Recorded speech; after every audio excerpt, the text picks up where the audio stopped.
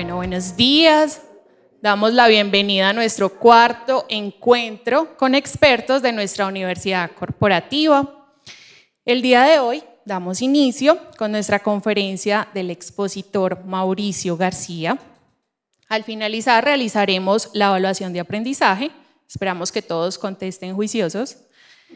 A las 10 finalizamos el espacio y vamos a tomar un descanso. Regresamos para una actividad de liderazgo. A las 11:45 vamos a tener otra encuesta. Esperamos disfruten este espacio de aprendizaje y crecimiento personal y profesional, por lo que los invitamos a poner en silencio esos celulares. ¿Listo? Bueno. El señor Mauricio García Villegas es doctor en Ciencias Políticas de la Universidad Católica de Lovaina, Bélgica, y doctor honoris causa de la Escuela Normal Superior de París, Saclay. Asimismo, es profesor en el Instituto de Estudios Políticos y Relaciones Internacionales de la Universidad Nacional de Colombia y profesor afiliado en el Instituto de Estudios Legales de la Universidad de Wisconsin y en el Instituto de Estudios Políticos de la Universidad de Grenoble.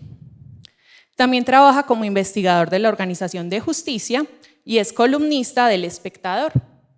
Entre sus libros se destacan El orden de la libertad, La quinta puerta, El país de las emociones tristes, El viejo malestar del nuevo mundo. Demos la bienvenida con un fuerte aplauso. Bueno, muchas gracias. Me siento un poco intimidado frente a este auditorio de gente tan conocedora en temas que son muy ajenos a los míos, pero lo que les voy a decir espero que conecte lo que a mí me interesa y creo que lo que a ustedes les puede interesar.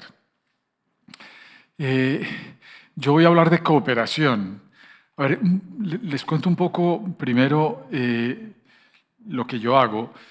Yo he sido académico durante mucho tiempo en muchas universidades, empezando por universidades aquí en Medellín, y hace unos 15 o 20 años me pasé al ensayo. El ensayo es un estilo de escritura, un tipo de escritura que es distinta a la academia. La academia pues tiene sus reglas, su rigor, hay que demostrar las afirmaciones que se dicen, tiene muchas notas de pie de página, una bibliografía muy extensa. El ensayo es un estilo mucho más flexible, más abierto. Grandes ensayistas existen en el mundo, seguramente ustedes han oído hablar de Montaigne, pero hoy en día, y sobre todo en los Estados Unidos, muchos académicos se han pasado al ensayo, es decir, han tratado de explicar las mismas cosas que explican en sus libros académicos, pero con un lenguaje más amable, con un lenguaje más agradable, con un lenguaje accesible a todas las personas. Y eso es lo que yo he hecho en los últimos años, en particular en 2 libros recientes, o en 3 libros, bueno, en 4 libros recientes que ya fueron mencionados. Un libro que se llama El orden de la libertad, más tarde les hablaré de eso. Un libro que se llama Virtudes cercanas, que es un libro sobre personajes que yo he conocido a lo largo de mi vida, y 2 libros sobre emociones, tratando de explicar lo que pasa en el mundo político a partir de las emociones, que son El país de las emociones tristes y El viejo malestar del nuevo mundo, uno sobre Colombia y otro sobre América Latina. Pero es el mismo tema, claro, con enfoques distintos. Como les decía hace un momento, les voy a hablar de cooperación y voy a dividir mi exposición en 3 partes. Primero voy a hablar de un poco de neurociencia y de esta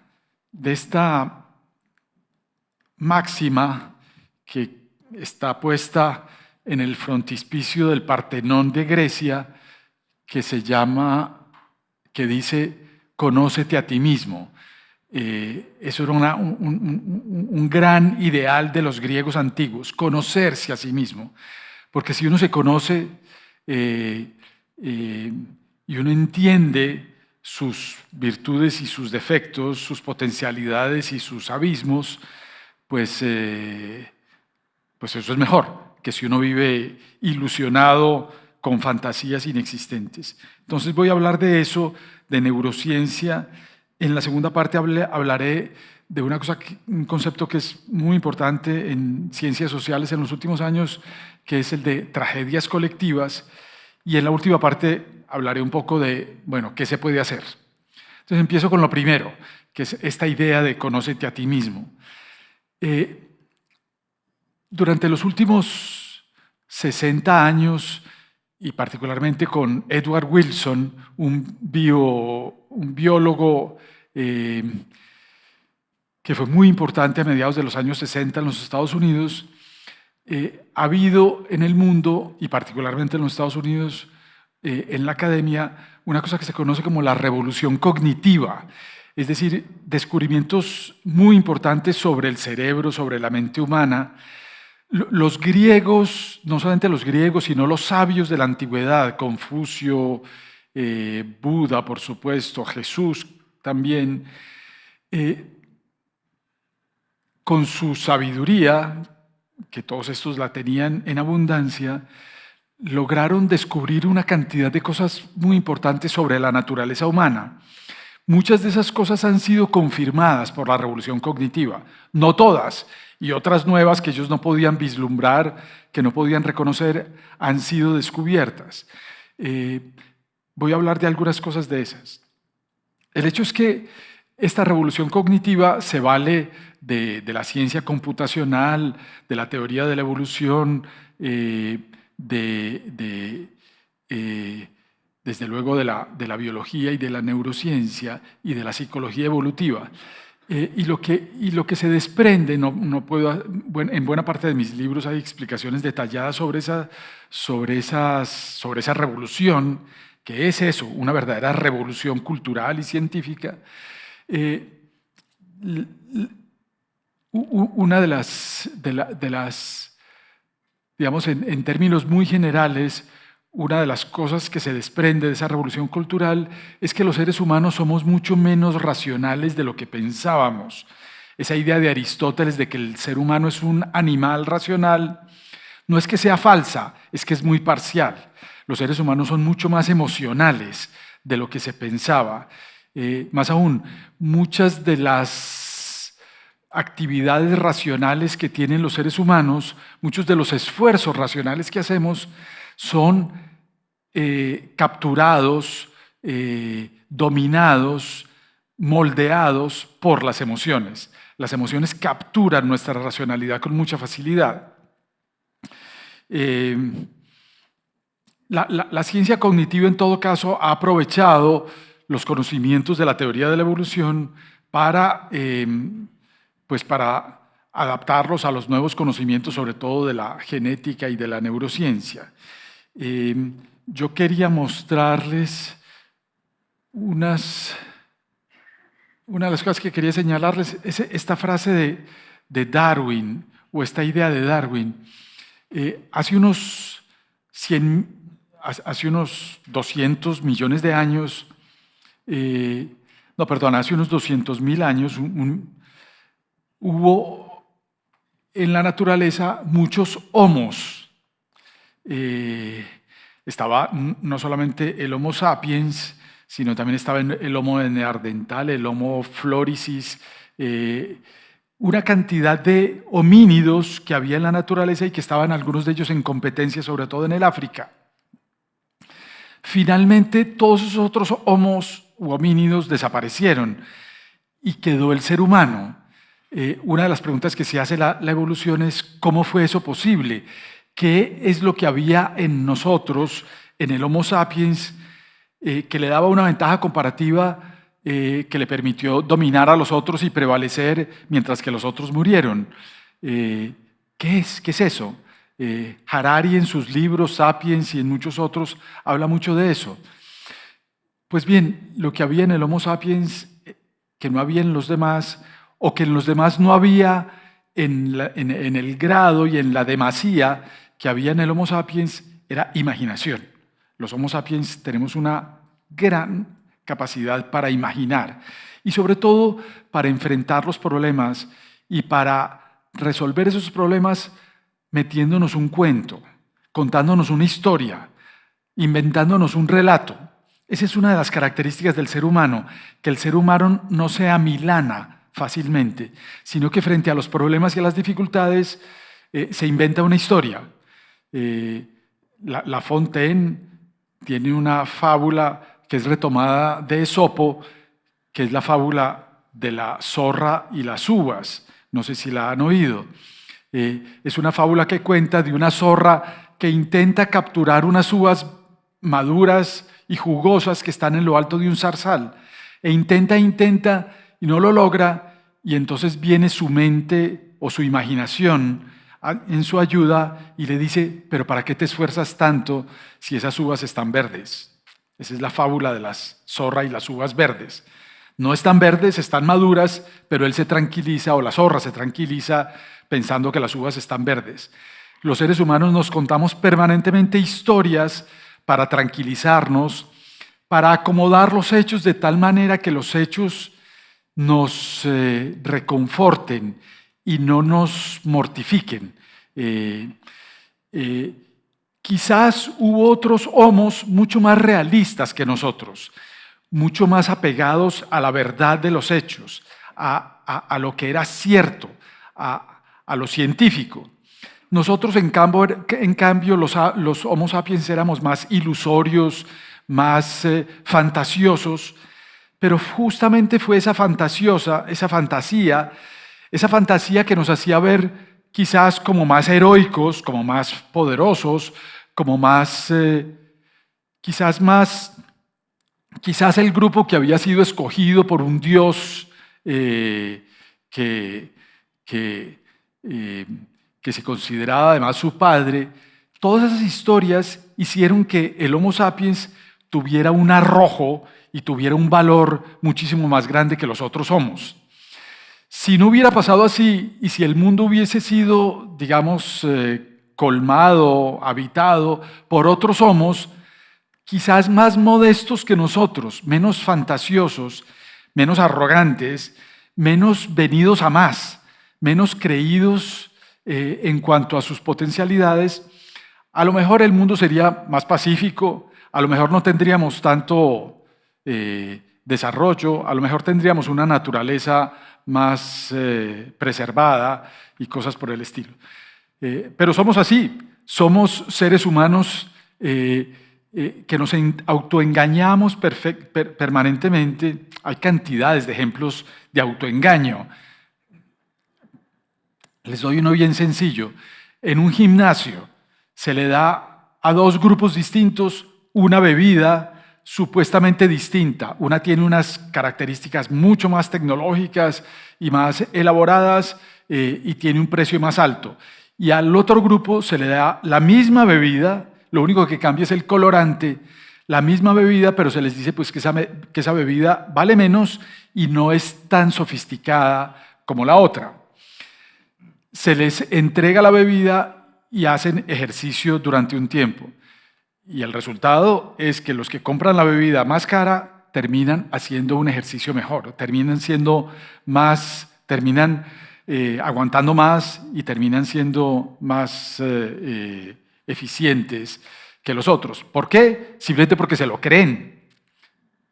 En los Estados Unidos la Toyota se unió con la General Motors para vender un carro muy conocido que se llama el Corolla de la Toyota, para venderlo en los Estados Unidos. Era el mismo carro, solamente tenía una cara distinta. Era el mismo carro, pero valía mucho menos. Lo que se constató después es que el Corolla duraba más que el otro carro, siendo exactamente igual.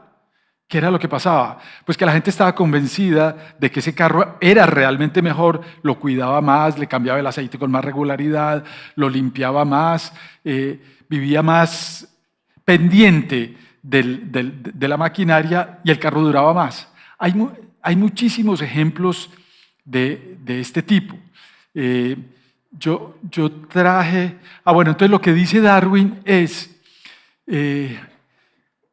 quizás lo que caracterizó al Homo sapiens en relación con otros homos que había, era que el Homo sapiens tenía una cantidad mayor de individuos dispuestos a hacerse matar por el grupo, dispuestos a a entregar lo que fuera por salvar al grupo y dispuestos a creer unas historias fantasiosas que los otros grupos no creían.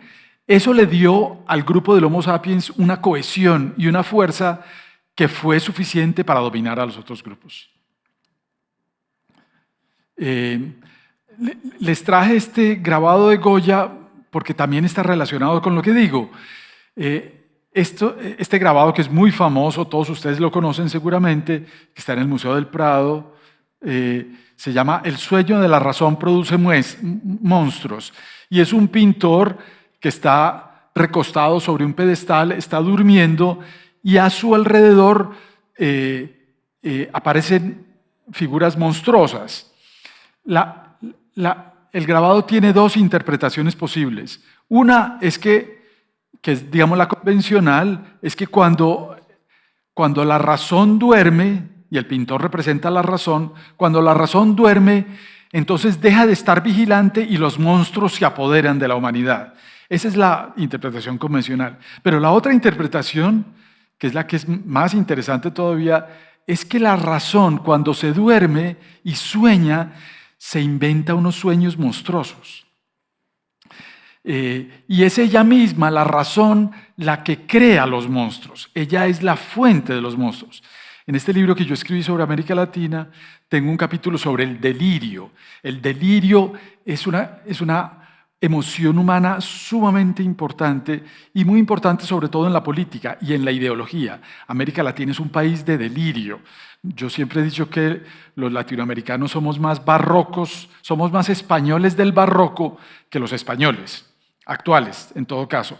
Nosotros vivimos todavía enfrascados en esa época. El barroco era una época en donde había mucha poesía, mucho arte, mucha literatura, y había siempre esta idea de que el ser humano estaba confundido entre la vida y la razón. De ahí Segismundo en Calderón de la Barca, en La vida es sueño, que no sabe si está viviendo un sueño o soñando una vida.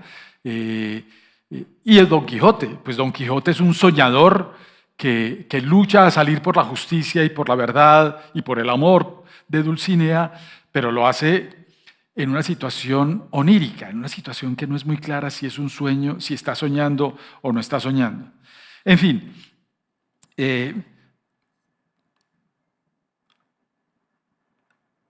estos son algunos de los sesgos cognitivos típicos de la mente. Se han detectado unos 150 sesgos cognitivos, es decir, situaciones en las cuales, creyendo que estamos actuando racionalmente, lo que estamos es influenciados por emociones que sesgan nuestra manera de pensar, que influyen nuestra manera de pensar, que la desvían hacia otros posibles resultados. Aquí traigo 4 sesgos típicos que son algunos de los más famosos. El sesgo de confirmación. Todos vamos por el mundo tratando de encontrar razones para confirmar lo que ya creemos. No para buscar la verdad, no para descubrir, también lo hacemos, pero eventualmente y de manera mucho más escasa. Por lo general lo que hacemos es tratar de encontrar razones para confirmar lo que ya creemos. Eso en política es típico. La gente busca, por ejemplo, en las redes, aquellos argumentos que le ayudan a fortalecer aquello en lo que ya cree, no a cambiar de opinión. El sesgo de anclaje. Todos estamos influenciados por las primeras impresiones. Si yo digo que Juan es virtuoso, disciplinado, amable, rabioso, mentiroso y envidioso, me quedo con una imagen positiva de Juan, pero si me dicen lo contrario, lo mismo pero al contrario, con la misma lista pero al contrario, empezando por envidioso, termino teniendo una mala imagen de Juan. Una de las características de la mente humana es que a la mente humana le gusta lo simple, lo concreto, lo que es de una sola pieza. Y le gusta en la vida cotidiana y le gusta a los científicos. Uno de los problemas de la ciencia es que generalmente cuando hay una teoría compleja y una teoría simple que compiten, generalmente la teoría simple termina ganando. Empezando por Pitágoras. Pitágoras descubrió la perfección de los números y entonces a partir de ahí hizo una especie de religión en donde creía que todo era perfecto, que además el cosmos estaba gobernado por esferas celestes y por música de esas esferas celestes, y terminó incluso creando una secta que adoraba los números y adoraba la perfección y que era zeta y cosas por el estilo. Se dice que cuando alguien descubrió los números irracionales, fue asesinado para que no pervirtiera la pureza de la ideología. En fin, a la mente humana le gusta lo simple, lo concreto. Cuando hay una teoría con dudas y con vacíos, pero que es la correcta, y una teoría que arma todo y en donde todo, en la teoría, en el papel, en donde todo cuadra y en donde todo funciona, la mente humana por lo general tiende a escoger la segunda y a abandonar la primera. El sesgo de autoservicio. La mente humana es, como dije hace algún momento, autocomplaciente. Nos gusta complacernos a nosotros, darnos gusto. Nos gusta no echarnos la culpa. Generalmente nos vemos mejor de lo que somos. Hay un experimento famoso en el que se le muestra a una persona 20 fotografías de esa persona. Solamente hay una que es la correcta. Hay la mitad que está en donde esa persona aparece desmejorada y la mitad en donde esa persona aparece mejorada, donde aparece más bonito, más fuerte, más, en fin. Y se le pregunta a las personas, bueno, ¿cuál es la foto verdadera? Y lo que se ha comprobado es que la mayoría, la grandísima mayoría de la gente escoge una de las fotos mejoradas. Es decir, se equivoca y no escoge la foto verdadera. Y lo que pasa con este sesgo de autoservicio es que las personas, por lo general, cuando analizan la realidad y fracasan, le echan la culpa a las circunstancias, pero cuando tienen éxito, se lo atribuyen a sí mismo. Y así pasa en las oficinas. Cuando en una oficina la gente juzga el comportamiento de los demás, generalmente dice que si esa persona tuvo un fracaso o si esa persona tuvo un error en su desempeño, las personas le atribuyen a esa persona pues, la mala voluntad razones puramente personales sobre su fracaso. Pero cuando se trata de juzgarse a sí mismo, es muy frecuente que la persona le atribuya el fracaso o su fracaso a las circunstancias, a las condiciones, es que el jefe no me quiere, o es que estuvo muy difícil, o es que a mí me tocó particularmente difícil, a los demás no, etcétera, etcétera. Eso es otro típico sesgo del mundo laboral. Y por último, el de estatus. Una de las cosas, esto ya lo decía Darwin en El ascenso del hombre, una de las cosas características del ser humano, más fuertes y más poderosas del ser humano, es la defensa del estatus, la defensa del honor, la defensa del buen nombre, la defensa de la imagen personal. Todos vamos por el mundo como publicistas de nosotros mismos. Todos vamos vendiendo nuestra imagen, una imagen como la de la fotografía mejorada, una imagen que no es desmejorada, sino mejorada. También hay los pesimistas de sí mismos, y en fin, pero esos son pocos primero y generalmente no son exitosos. Nunca prosperarán en la política, nunca harán lo que hizo Trump, digamos.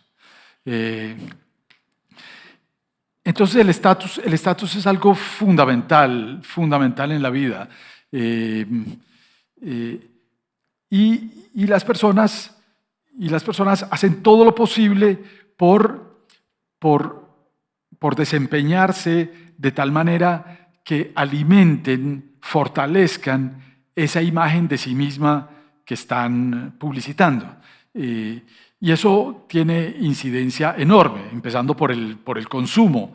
Las cosas que consumimos no es por el valor de uso que tienen, sino por el valor de cambio que tienen, es decir, por el valor simbólico que tienen. Un reloj marca Gato da la misma hora y puede durar incluso lo mismo que un reloj Rolex, pero la gente compra el reloj Rolex es porque quiere mostrar que es una persona exitosa. Y lo mismo pasa con la ropa, con los carros, con casi la grandísima mayoría del consumo, salvo de las clases bajas que viven en una situación cercana a la subsistencia.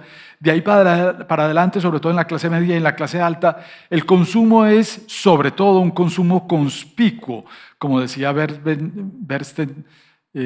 Thorsten Veblen en un libro famoso escrito en 1900 sobre la clase ociosa, en donde él decía: es falso eso de que la burguesía acabó con la aristocracia, entre otras cosas porque la aristocracia se dedicaba al honor, a las representaciones fastuosas, a ideales aristocráticos, en fin. En cambio, la burguesía era trabajadora, solamente le importaba conseguir dinero y ahorrar, un poco lo que dice Max Weber en su libro sobre la ética protestante. Y a la burguesía entonces le interesaba era trabajar, pero no comprar cosas suntuosas, en fin. Algo de eso es cierto. Y yo que tengo la edad ya que tengo, recuerdo que en Antioquia había muchos viejos antioqueños ricos, austeros, que solo les interesaba conseguir plata, pero no gastársela. Me acuerdo que Alberto Aguirre contaba una historia, algunos de ustedes habrán conocido a Alberto Aguirre aquí.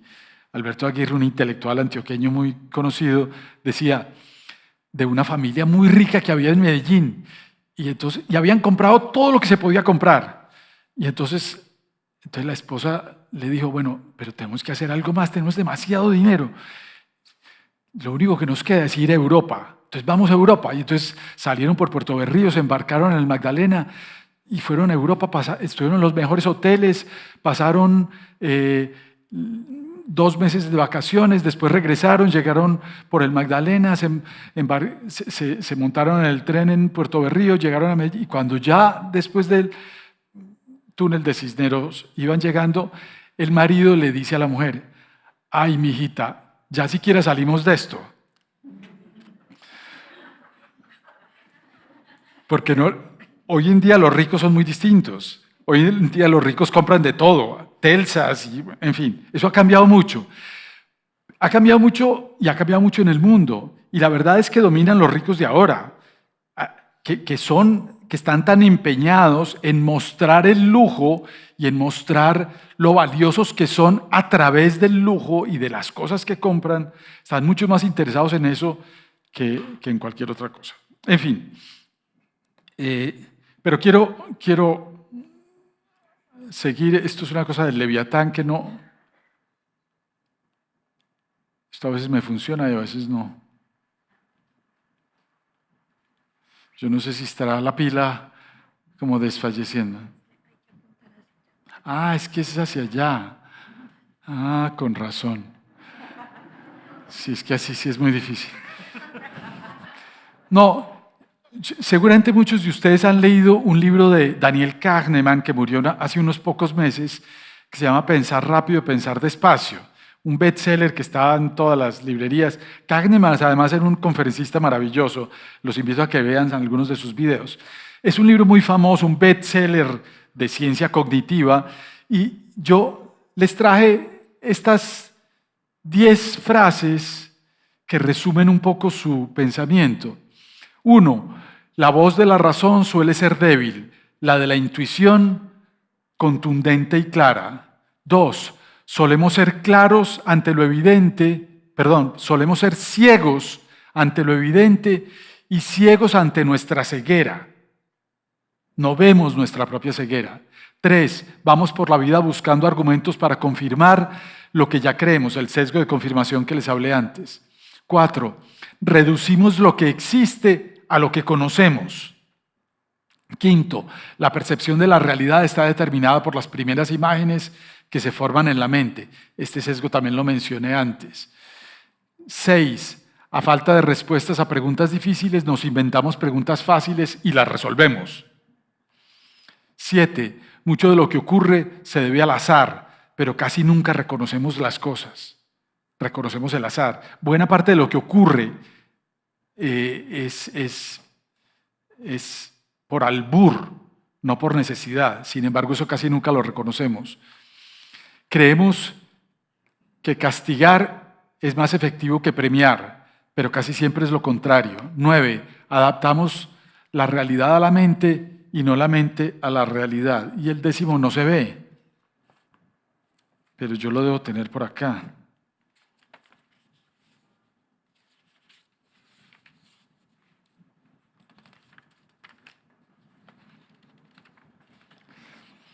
Décimo, la memoria es, en buena medida, una historia novelada del pasado. O sea, no hay un pasado cierto y evidente en una sentencia de un tribunal judicial, sino que el pasado es una invención. No es solamente una invención, pero tiene mucho de invención. En fin.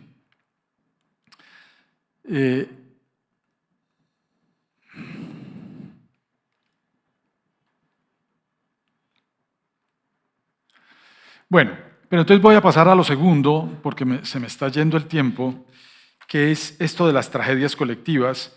Quiero apoyarme en todo lo que acabo de decir antes para decirles lo que les quiero decir. Pero antes de eso quisiera decir lo siguiente. Siendo así, siendo que tenemos una mente ficcional, fantasiosa, ilusoria, pues tenemos dificultades para organizarnos, para entender el mundo y sobre todo para colaborar. Entonces la gran pregunta, digamos, una de las cosas que ha atormentado a los sabios de la humanidad y que han tratado de resolver es cómo utilizar la memoria del pasado, que es ficcional y fantasiosa, y la representación del futuro, que no lo es menos, también lo es, para anticipar nuestras tragedias y para resolverlas. Todos hacemos eso en la práctica, todos conociendo nuestras debilidades, conociendo lo que somos, pues hacemos lo posible por evitar por aprovecharnos de las cosas, de las fortalezas que tenemos y por evitar las debilidades que tenemos para salir adelante. Entonces, qué sé yo, el novio muy celoso, pues hace lo posible, sabiendo que sus celos le han estropeado relaciones anteriores, hace lo posible con la nueva novia de no ser tan celoso para evitar que su relación con ella fracase. Pero ese novio también muy celoso hace lo posible por averiguar menos, por tener menos información, no más información, porque sabe lo dañina que es la información. Y hay muchos ejemplos en la historia de eso. Hay uno muy simpático que cuenta Montaigne en sus ensayos, y es que habla de un noble muy rico que recibió que era muy irascible, muy intolerante con los defectos, con los errores que cometían sus subordinados, sus sirvientes. Y entonces un día recibió en una caja maravillosa una vajilla china finísima, elegantísima y muy delicada. Y él, como sabía que era tan irascible, y sobre todo tan irascible con su servidumbre, inmediatamente se imaginó el momento en que sus sirvientes iban a empezar a quebrar esos platos bellísimos que había recibido. Y entonces cuenta Montaigne que, esto no sé si se lo habrá inventado o no, dice, para evitar esa mortificación, quebró él toda la vajilla de una vez. Es una exageración, pero es lo que todos hacemos. Séneca cuenta que el amigo que tiene muy malos tragos y que a partir del tercer trago empieza a hacer un desastre en la fiesta y se para en la mesa y rompe todo, sabiendo eso, va con un amigo y le dice al amigo, si después del segundo trago no me dejes tomar otro trago, y si me tomo otro trago me sacas de la fiesta. Y entonces el amigo, efectivamente, cuando se toma el tercer trago, lo saca de la fiesta y evita eso. Entonces anticipa, cada cual anticipa sus... ¿Y qué es lo que anticipamos casi todos? Nuestras emociones. Y eso es una cosa muy importante que lo sabían los griegos desde el principio. Todos somos vulnerables ante las emociones. Todos sabemos que en una discusión de pareja o con un amigo se nos puede ir la mano. Podemos decir palabras de más que pueden dar al traste con la relación, pueden terminar con una relación, pueden acabar con una relación simplemente porque las emociones se desbordan. Entonces, controlar las emociones es una cosa fundamental. La Ilíada de Homero empieza así, empieza diciendo, pero ¿cómo fue posible que tanta venganza y tanto odio se precipitara sobre los griegos? ¿Qué fue lo que pasó después de que ganamos la guerra de Troya? Pues bien, todos nos preguntamos eso y todos tomamos medidas para anticiparnos a eso. ¿Y cuáles son las medidas que tomamos? Fundamentalmente de dos tipos. Primero, la cultura, la educación es fundamental, educarse para tener buenas maneras y para evitar que los impulsos iniciales y las emociones iniciales estropeen las relaciones es algo muy importante. La hipocresía tiene una función muy importante en la sociedad. Desde luego también tiene funciones terribles, pero la hipocresía es fundamental. Si yo voy por el mundo simplemente manifestándole a las personas con las que me encuentro sus defectos físicos o su mala apariencia, pues finalmente la gente me considera detestable y me aíslan. Entonces todos, digamos, no mencionar lo primero que uno ve y lo primero que uno siente es algo importante. Por eso la Rochefoucauld decía esa frase tan cierta sobre la hipocresía, diciendo que la hipocresía es el homenaje que el vicio le rinde a la virtud. Y es algo importante. Claro, eso no quiere decir que todas las manifestaciones hipócritas lo sean, pero es algo importante. ¿Perdón? En la política, por supuesto, sí. Entonces necesitamos dos cosas, cultura y necesitamos reglas. Las reglas son los mecanismos que nos permiten evitar que las tragedias nos arrollen, nos atropellen. En Esquilo hay una pieza de teatro muy bella que se llama La Orestiada, que también habla de ese momento en el cual los griegos regresaron de Troya y hubo toda esta cantidad de asesinatos. Orestes mató a su madre había matado a Agamenón, en fin, pasaron una cantidad de tragedias y entonces hay un juicio tremendo. Y en ese juicio están representadas las furias. Las furias son horripilantes, se apoderan de... Eso creían los griegos, que las furias eran unas deidades que se apoderaban de las personas y las llevaban a hacer unas cosas indeseables para las personas y en contra de sus propios intereses. Y entonces Atenea, en ese juicio, lo que hace es domesticar a las furias. No acabar con ellas, las furias siguen existiendo, pero se adaptan al juicio, se vuelven civilizadas con el juicio. Entonces existen, pero están dispuestas a conversar y finalmente la razón y la prudencia termina prosperando en el juicio construido por Atenea. Esto es una bonita metáfora de cómo las reglas nos salvan. Madison en los Estados Unidos, en el Federalista, habla de eso y habla de la importancia que es acabar con el faccionalismo. El faccionalismo es justamente lo que está pasando hoy en los Estados Unidos con esta cosa de Trump. Y Madison vivía muy preocupado de que hubiera intereses privados, sobre todo intereses económicos, que el único interés que tenían era un interés faccional, es decir, de beneficiar no al interés público, sino a sus propias facciones. Y entonces inventó lo que se conoce como, que es una de las grandes maravillas del derecho, en la historia del derecho, se inventó lo que se llama la democracia madisoniana, que es una cantidad de reglas, de juegos, de pesos y contrapesos, de equilibrios, para evitar que algún partido concentre demasiado poder y que haya una especie de juego de castillo de cartas muy equilibrado, pero en donde nadie es, justamente por equilibrado, en donde nadie es superior a los demás. No, les traía esto de los niños. Yo creo que con los niños pasa eso. Bueno, antes de mostrarles eso, piensen en un niño de 4 años.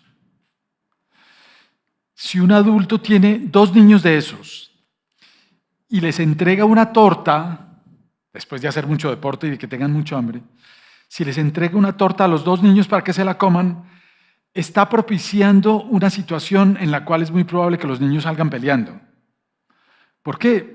Pues porque cada uno va a pensar que el otro se está apropiando de más parte de la torta de la que realmente le corresponde. Y entonces van a terminar peleando. ¿Qué es lo que debe hacer el adulto? El adulto debe dividir la torta exactamente por la mitad y entregarle a cada uno de ellos. Como el niño confía en el adulto y cree que el adulto, generalmente lo son, es una persona razonable y ecuánime, pues entonces cada uno se come la parte de su torta sin poner ningún problema y tranquilo. Las reglas tranquilizan, cuando son justas, claro, no cuando son atrabiliarias. Las reglas tranquilizan, eso lo decía el magistrado Oliver Holmes, el Justice Oliver Holmes en los Estados Unidos, cuando hablaba del hombre malo. Gente que al principio trata de sacar buen partido, provecho propio en todas las situaciones, cuando encuentra que hay reglas estables y aquí hay autoridades que sancionan esas reglas, se tranquiliza y termina cumpliendo norma. Douglas North escribió, a propósito de este nuevo Nobel de Economía, James Robinson, escribió un texto que yo cito mucho y que yo utilizo mucho en unos libros que yo hice hace mucho tiempo sobre la falta de Estado en Colombia, que es, que es esta idea de que la gran diferencia entre las colonias de los Estados Unidos, las colonias del norte inglesas, digamos, y las colonias del sur, es que en las colonias del norte, bueno, había una cantidad de circunstancias distintas, allá no había oro, no había un gran imperio, en fin, en las colonias del norte lo que importaba era el comercio, todo era claro, las reglas eran claras y había autoridades que las hacían cumplir, sobre todo en la parte del este. Después cuando llegó la conquista del oeste eso cambió. Pero esa era en cambio en América Latina las reglas eran excesivas, había muchas, eran poco claras, se aplicaban de manera poco claras y entonces lo que hicieron las élites en América Latina fue tratar de capturar las reglas, fue tratar de sacar provecho de las reglas y capturar el Estado. Mientras que las élites de arriba se dedicaron a hacer riqueza, las élites de abajo se dedicaron a capturar el Estado. Eso es un poco simplista, pero algo de eso ha pasado en América Latina. Yo me pasé décadas escribiendo cosas y haciendo investigación sobre la cultura del incumplimiento de reglas en América Latina. Y hay mucho de eso, por supuesto. Entonces ¿cuál es la solución para el caso tan sencillo como el que acabo de contar, que es la torta que se le entrega a los niños? Primero, que el adulto sea respetado por los niños, o sea, que sea considerado como una persona adulta y responsable, es decir, que sea legítimo. Y segundo, que haya una regla. ¿Cuál es la regla? Partir por 2, partir la torta en 2. Y aquí hay este cuadro en donde se diferencia estos 4 tipos de padres según el afecto y las reglas, es decir, la legitimidad y el derecho. Entonces, el padre, digamos, el padre autoritario es el padre que impone muchas reglas y muy poco afecto, es decir, que transmite muy poca legitimidad. Eso no es un buen padre o una buena madre.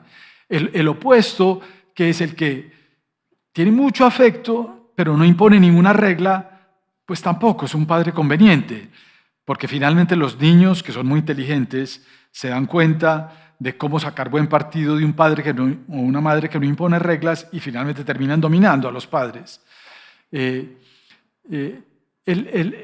padre o la madre que no tiene ni afecto ni reglas, es decir, el ausente, el negligente, pues tampoco lo es. El padre ideal o la madre ideal es la que combina las reglas con el afecto, es decir, la legitimidad con las reglas. Esto es muy sencillo, todos ustedes lo saben, yo no tengo que decir esto para que ustedes lo sepan, ni les estoy diciendo nada nuevo, pero lo que tal vez es nuevo es que así funciona la sociedad, así funciona el mundo. El mundo funciona mal cuando ninguna de esas dos cosas existe, o cuando solamente existe una.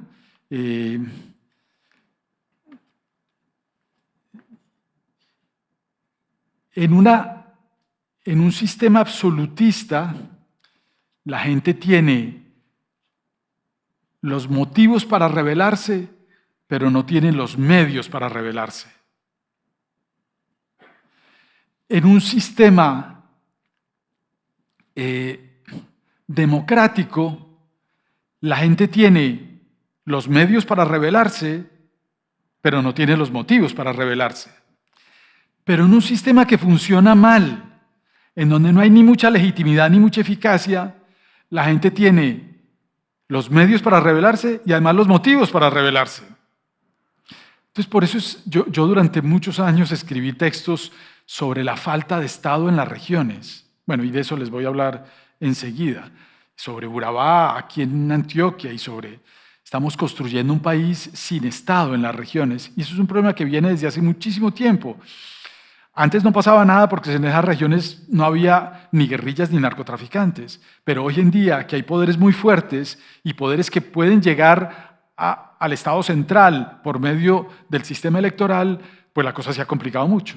Y entonces Colombia ha abandonado una de las responsabilidades fundamentales que tiene un Estado, que es construir Estado en las regiones.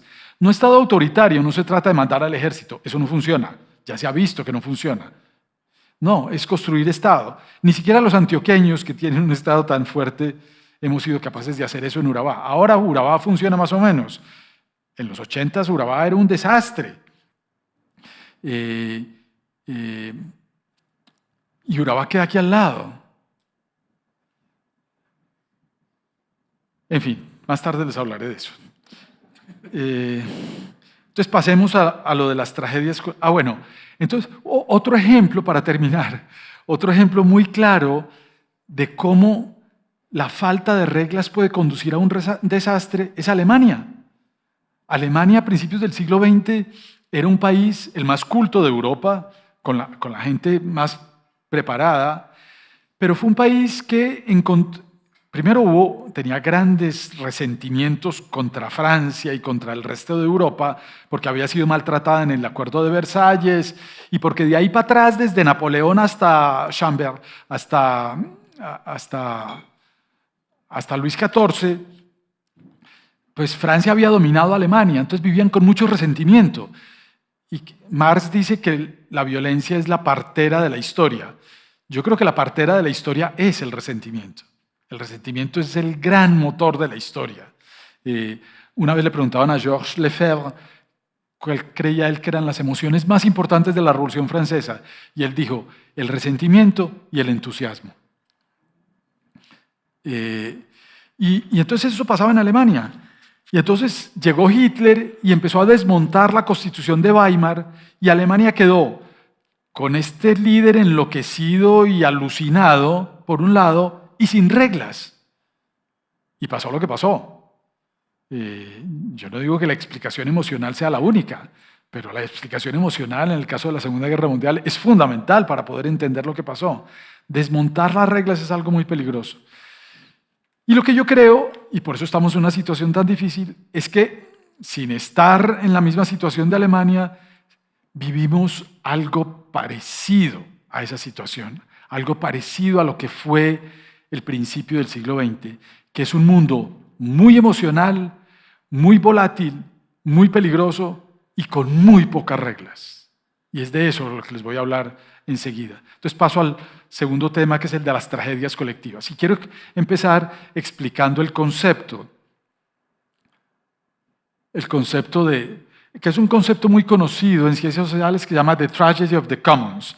Este es el ejemplo inicial, que es el ejemplo de bovinos en un pastoreo, que que es un terreno común en donde la gente lleva los bovinos para que se alimenten, pero cada uno tiene interés en llevar un animal adicional porque se beneficia de eso, pero llega un tipping point en el que las cosas empiezan a degradarse y finalmente todo el mundo sale perdiendo. Es el mismo ejemplo de un lago. Supongamos que somos muchos, pero supongamos que fuéramos menos y que estuviéramos en un lago y de pronto empezamos a constatar que los peces empiezan a disminuir de tamaño. Y todos tenemos entonces racionalmente el impulso de salir más temprano para capturar aquellos pocos peces grandes que todavía quedan en el lago. Y con esa lógica individual, finalmente se agota el recurso piscícola del lago y todos tenemos que emigrar porque ya no hay peces, ¿verdad? Eso está pasando con el agua, con el aire, con cantidades de recursos naturales que son colectivos. Y esto es lo que se conoce como la tragedia de los comunes, que es esa situación dramática en donde cada cual, tratando de seguir el impulso racional de sujeto racional e instrumental, termina optando por la peor opción posible. Es decir, la peor opción posible en ese caso es seguir el impulso racional individual. El lago se habría salvado si los pescadores, una vez hubieran constatado eso, hubieran hecho zonas de veda, hubieran limitado la pesca, hubieran hablado colectivamente y encontrado una solución, trayendo más alevinos para meter en el lago, cosas por el estilo. Habría habido una solución, pero la solución no era la de permitir que cada cual siguiera su rumbo. Esa era la peor solución posible. Y eso fue finalmente lo que pasó. Y eso es lo que pasa con mucha frecuencia, y eso es lo que está pasando. Entonces yo quisiera poner algunos ejemplos, que son ejemplos que muestran. Yo empecé hablándoles sobre la debilidad de nuestra racionalidad, sobre el hecho de que somos mucho más emocionales que racionales, mejor dicho, mucho menos inteligentes de lo que pensamos incluso racionalmente. Pero si eso es cierto a nivel individual, es muchísimo más cierto a nivel colectivo. Ser inteligentes colectivamente es mucho más difícil. Nosotros somos, y sobre todo esta sociedad, es poco inteligente colectivamente. Es tal vez muy inteligente individualmente, pero colectivamente es muy poco inteligente. En la Universidad Nacional hace muchos años había un profesor japonés que se llamaba Takeuchi, que estuvo durante muchos años enseñando matemáticas en la Universidad Nacional. Y ya al final de su vida se jubiló y decidió regresar al Japón. Y entonces antes de irse uno de sus alumnos le preguntó: profesor Takeuchi, pero dígame una cosa, ¿cuál es la gran diferencia entre Colombia y Japón? Y él dijo, muchos de ustedes conocerán esa respuesta, él dijo, mire, con la gentileza que tienen los japoneses, un colombiano es más inteligente que un japonés, en lo cual no estaba siendo sino gentil. Un colombiano es más inteligente que un japonés, pero dos japoneses son mucho más inteligentes que dos colombianos. Y eso es verdad. Colectivamente nosotros somos muy torpes. ¿Qué quiere decir eso? Que nuestras tragedias colectivas nos arrollan. A mi papá lo mató una moto en la carrera 80, en 2016.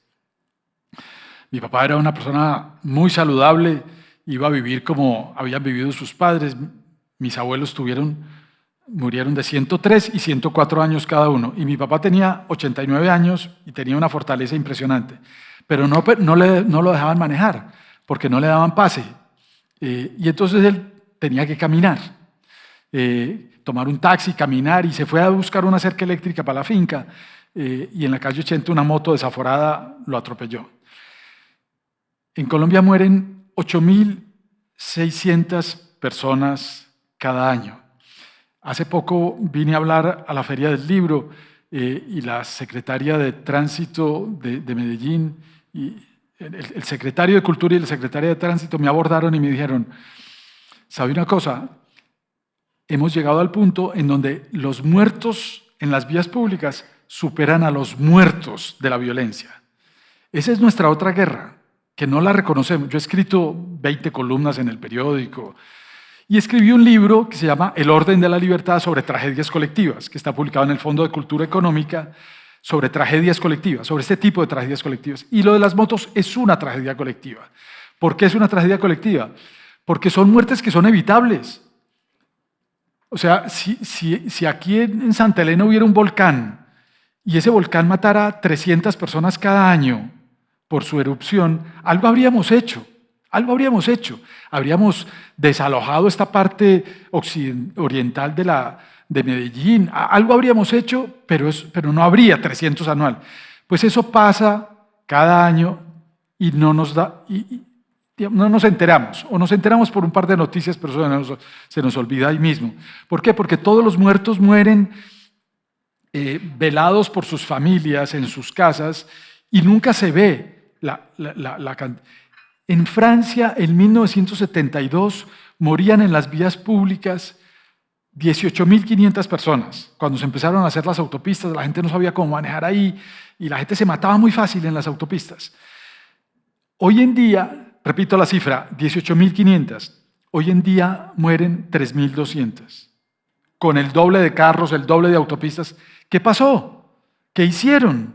Pues hicieron una cantidad de cosas difíciles, pero que hay que hacer y que en Colombia no hacemos, y entonces tenemos que soportar la tragedia colectiva. Hay que reducir la velocidad, hay que cambiar la infraestructura, hay que hacer cultura ciudadana, hay que hacer publicidad y hay que hacer una especie de contrato social, de empeño colectivo social para ponerle cartas a este asunto. Todo el mundo está de acuerdo con esto que yo digo, con lo que yo escribo, con el drama que es eso, pero nadie toma cartas en el asunto y los primeros que no lo hacen son los alcaldes. Entre otras cosas porque los alcaldes no quieren enfrentar ese chicharrón. ¿Se acuerdan lo que dijo Fico del chicharrón de la cultura? Bueno, en fin. ¿Por qué? Porque a los alcaldes no les interesan los problemas de largo plazo, les interesan los problemas de corto plazo que puedan solucionar. Pero no les interesan los problemas de largo plazo en donde se enfrentan con una cantidad de motociclistas que son capaces de bloquear la ciudad y que no están dispuestos a que les pongan restricciones. En la mayoría de los pueblos y de las ciudades intermedias calientes de Colombia ya no hay transporte público, porque las motos acabaron con el transporte público. No hay transporte público. Y las motos no se dejan regular, los motociclistas no se dejan regular. Al mismo tiempo, este problema es muy difícil porque las motos han sido una bendición para mucha gente. Las motos han sido una solución económica para mucha gente, sobre todo cuando no hay transporte público, cuando el transporte público es pésimo. Entonces aquí es un problema en donde todos sabemos que es dramático, pero no hay manera de solucionarlo, porque no hay manera de que el político siga con su racionalidad egoísta, el motociclista siga con su racionalidad egoísta y la sociedad se haga la de la vista gorda. Entonces es un problema tremendamente difícil de solucionar. Esa es una típica tragedia colectiva. Otra tragedia colectiva, la falta de planeación urbana y rural.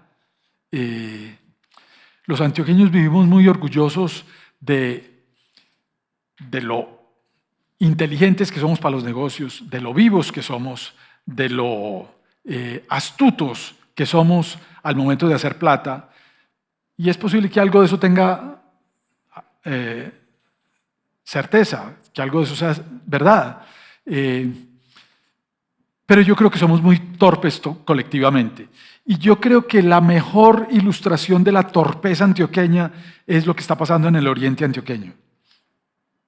Yo viví muchos años en Bogotá, bueno, y fuera, y ahora vivo una buena parte del tiempo en La Ceja. Y estoy muy preocupado por lo que está pasando ahí.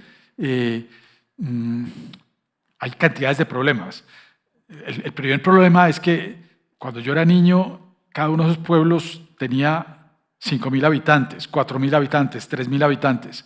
Hoy tienen 50, 60.000 habitantes cada uno, de tal manera que hay 500.000 personas en ese valle y dentro de 10 años va a haber 1 millón o 1,5 millones de personas. son 5 municipios, los municipios no se entienden entre ellos, cada uno hace lo que le da la gana. En términos urbanísticos la cosa ha sido un desastre. Cuando yo era niño, el municipio más bello, el municipio no, el poblado más bello de esa región era San Antonio. San Antonio era una preciosidad. Pues ustedes han visto lo que es hoy en San Antonio, que se convirtió en un sitio insoportable. Hay una discoteca de vidrios azules de 4 pisos, al lado hay una guardería, al lado hay la Cruz Roja, al lado hay un mercado, después una tienda, todos con estilos distintos. Horroroso todo. ¿Qué habría sido de San Antonio, incluso de Río Negro? Río Negro era el único pueblo colonial que había en ese sitio, los otros son republicanos. ¿Qué habría sido de Río Negro si lo hubieran preservado? No hace 20 o 30 años, sino hace 80 o 90 años, si hubieran preservado el casco urbano.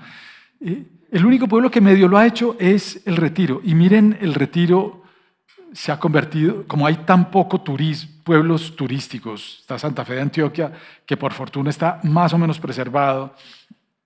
Hay un déficit de sitios bonitos en Antioquia, que todo el mundo termina yendo a la Piedra del Peñol, yo no sé a qué. ¿Por qué? Porque no hay pueblos, porque no hay sitios agradables y sitios bonitos. Pero todos esos pueblos republicanos los habían podido preservar. Todavía es tiempo en el que se puede preservar Abejorral, y bueno, y Sonsón en parte, y en fin. Pero los pueblos los acabaron. Y el pueblo mismo, por no pensar en el largo plazo, se entierra la puñalada. Porque si hubiera normas urbanísticas, pero es que a la belleza, al antioqueño no le importa la belleza. Al antioqueño le encanta lo ordinario y lo burdo. No, estoy exagerando. No me van Bueno, a casi nadie en Colombia, a casi nadie en América Latina. El umbral de tolerancia de la fealdad en América Latina es muy bajito. Estamos dispuestos a saltarlo permanentemente porque no nos importa. Y la belleza en este mundo, además de consumo conspicuo, en donde las cosas bellas son muy valiosas y muy importantes, la belleza es un recurso económico y un recurso valioso, importantísimo. Pero aquí no, aquí no sé, ustedes lo han visto en el Oriente Antioqueño, aquí va uno por ahí y de pronto encuentra un edificio de 20 pisos en un potrero.